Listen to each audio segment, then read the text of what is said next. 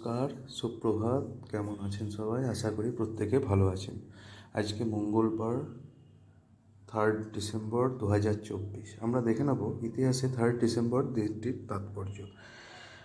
আজকের দিনটি হচ্ছে বিশ্ব প্রতিবন্ধী দিবস। 1882 খ্রিস্টাব্দে আজকের দিনে চিত্রশিল্পী নন্দলাল বসুর জন্ম হয়।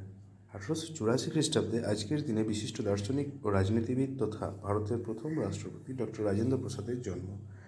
1889 খ্রিস্টাব্দের আজকের দিনে বিপ্লবী ক্ষুদিরাম বসুর জন্ম হয়।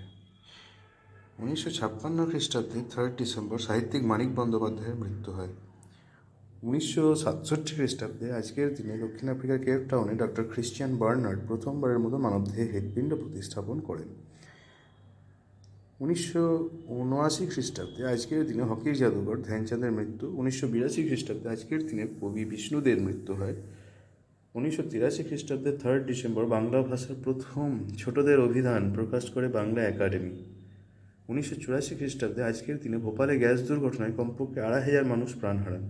2011 খ্রিস্টাব্দে 3 ডিসেম্বর অভিনেতা দেব আনন্দের মৃত্যু হয়। 2020 সালে আজকের দিনে সুভাষচন্দ্র বসুর 125তম জন্মদিন স্মরণে কলকাতার মাঝেরহাটে জয় হিন্দ সেতুর নামে নতুন ব্রিজের উদ্বোধন হয়। ধন্যবাদ।